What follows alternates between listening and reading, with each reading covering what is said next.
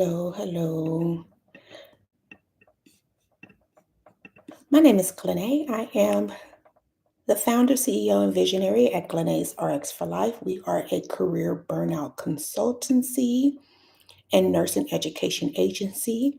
Today, I just want to talk to you about entrepreneurship from burnout to breakthrough, the nurse's real path to entrepreneurship.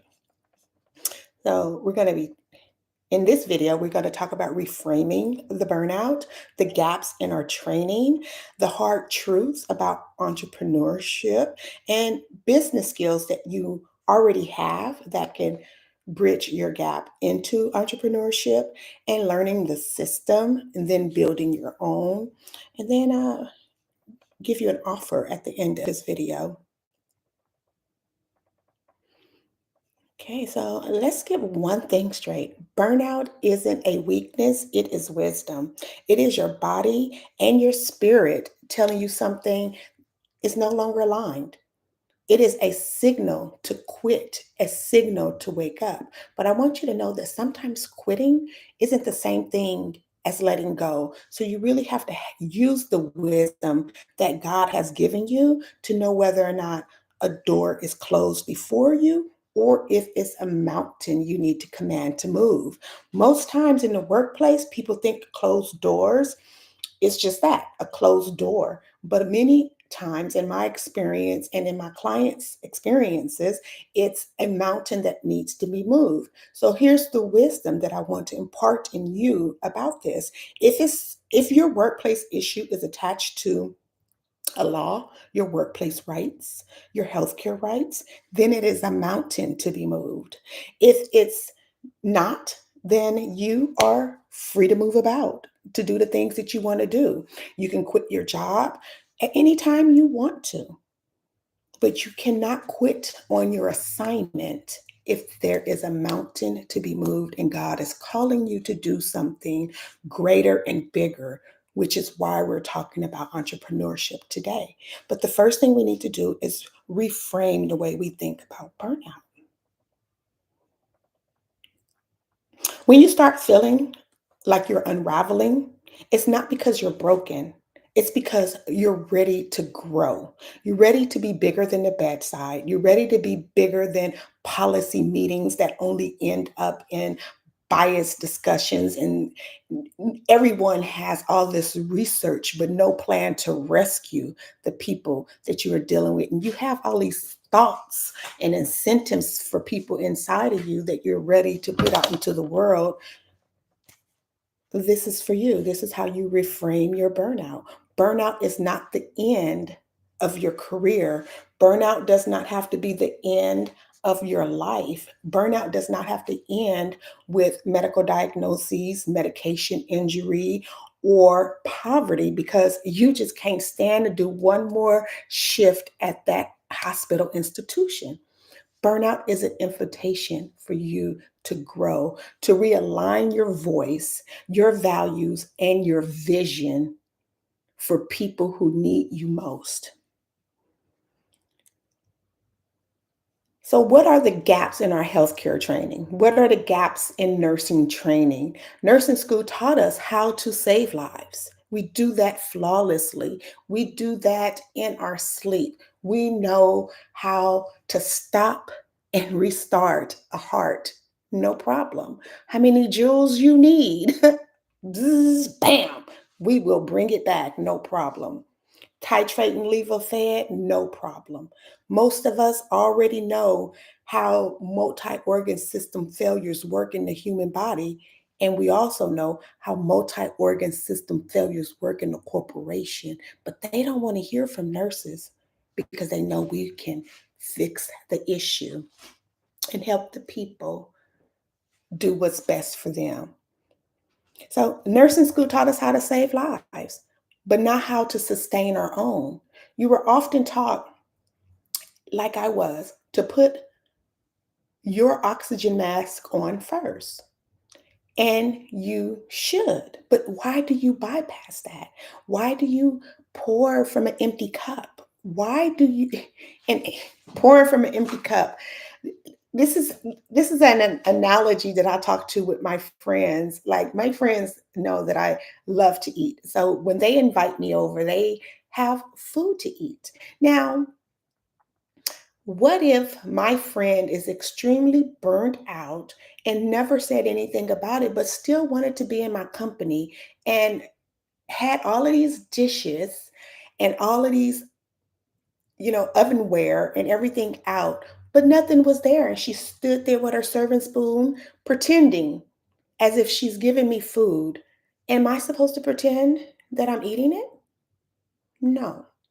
My job is to ask, what's going on? What happened? Where are we at? And how can I serve you at this moment? Nurses and Black career women, just the same, because just as I'm talking to registered nurses, I am speaking to Black career women who have held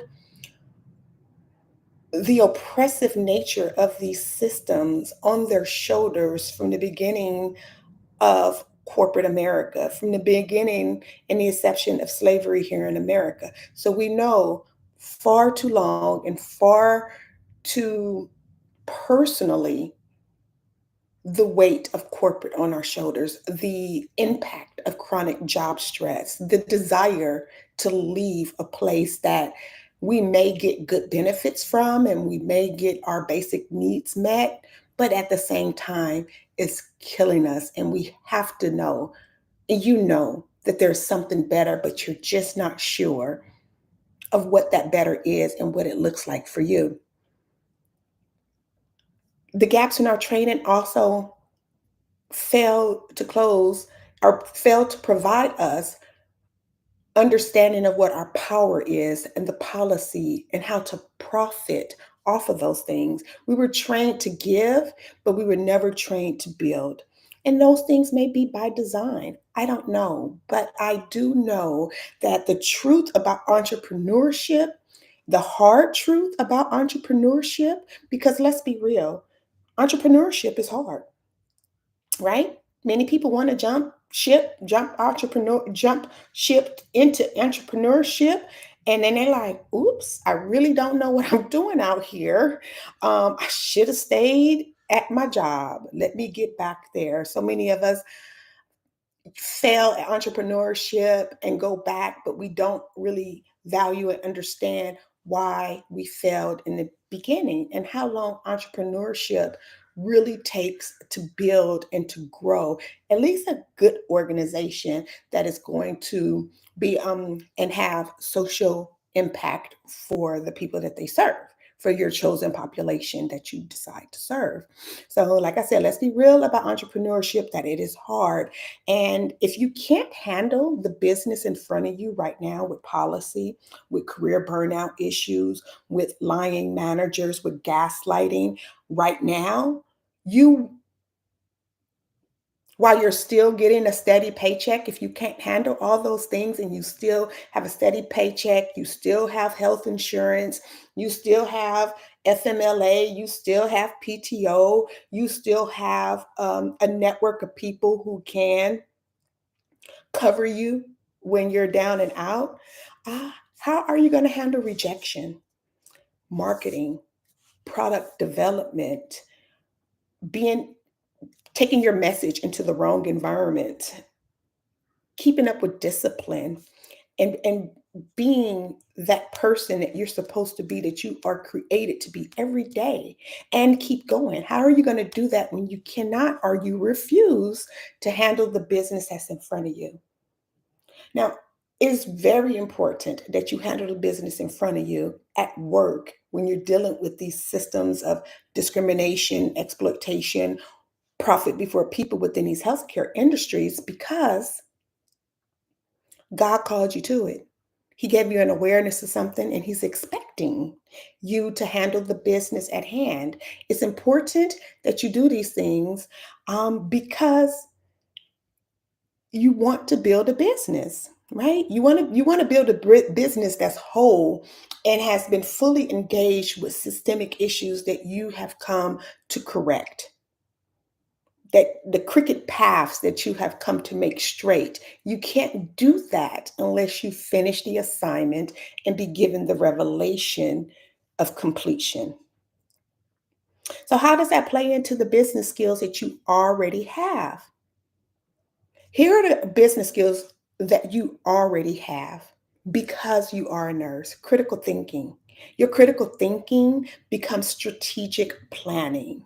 You have a patient who's connected to a ventilator. You have a patient who's connected to five, six, up to 12 medications, pressors, antibiotics. You have a patient who is on continuous renal replacement and you having to do that. And at the same time, keep his environment healthy, strong, remembering that everything that is attached to that patient, every IV is an extension of that person's body that you are responsible for. And you want to make sure that that patient receives the best outcome. You want to be able to look at your OG tube and know if the distal end is stuck inside somewhere, causing a breakdown on your patient's skin. Does it need to be rotated inside?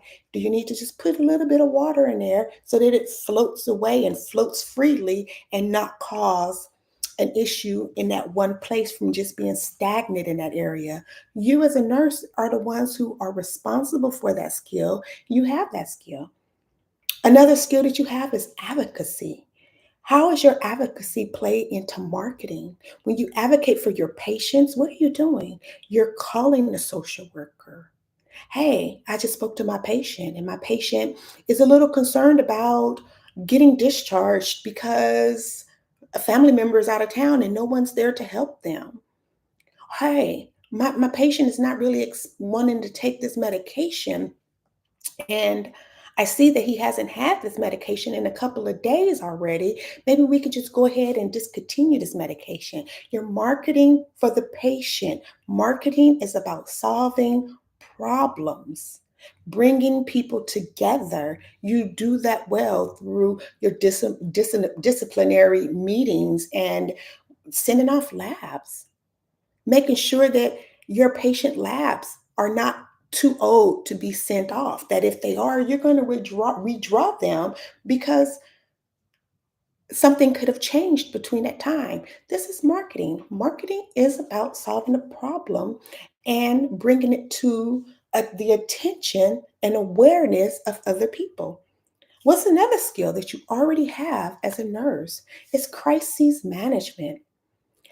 In business world, that becomes high stakes problem solving. Every skill you use, my friend, at the bedside is a business asset, but only if you learn how to use it, only if you learn how to transform those skills into a business that you desire to be built for your legacy, because you're tired of career burnout, because you're tired of where healthcare is going. You're tired of the pressure, the top down pressure, and you don't know what else to do.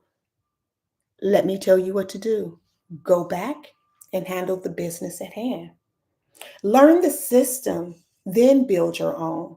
This is what I've been blessed to do because I was in a situation in my career burnout where quitting wasn't an option. Like I said earlier, some people can't quit. Maybe there was an option for you to take a higher paying job or a job that stretched you, that had some virtue to it that you had been thinking on for a long time. And so those are some things that are telling for you to quit. Like, there's virtue in the position. It's not something that you have done before and have grown from. And now, because it's familiar, you want to decide to go back to it because better that than dealing with this. You must deal with your situation at hand so that you can build your own. What did Jesus say about the harvest? He said in Matthew, I don't know the scripture. Maybe I'll put it down in the comments if you ask. I don't know. Maybe you can Google it. But he said that the harvest is ripe for the picking, but the workers are few. You have to pass these. Um, you have to pass these small assignments to get to the big one. You have to pass these small tests to honor the God that you serve and to work in the industry that He had put you in.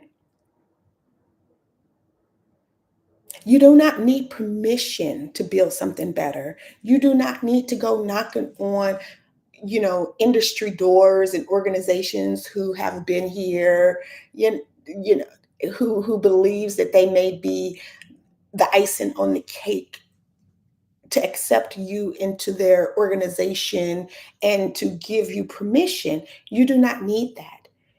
All you need is your experience. All you need is your understanding of the system. All you need is a yes from God and a yes from you. That's two yeses. Yes, yes, yes, yes. You need preparation. You need preparation, not permission. You have to see the system clearly and how laws work, how bias shows up, how you protect yourself before you promote yourself. You have to see these things because it's one thing to just notice that something is going on over there and not engage in it, not realize that you did go into the fire and was saved by the Spirit of God. You have to understand and appreciate these things in order to communicate these things to other people who may be lost in the situation that's coming behind you. Okay. So if you are having workplace issues and thinking about entrepreneurship, don't let these internet predators prey on your pain just to sell you a dream. You got to finish what you started.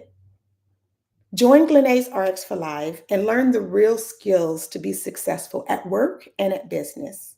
From a survivor to a CEO, your next chapter starts with one brave decision to book your judgment free discovery call. Let's build safer, not just louder. Let's just build amazing opportunities for you and our future generation of nurses, healthcare providers, and family. Until next time, bye.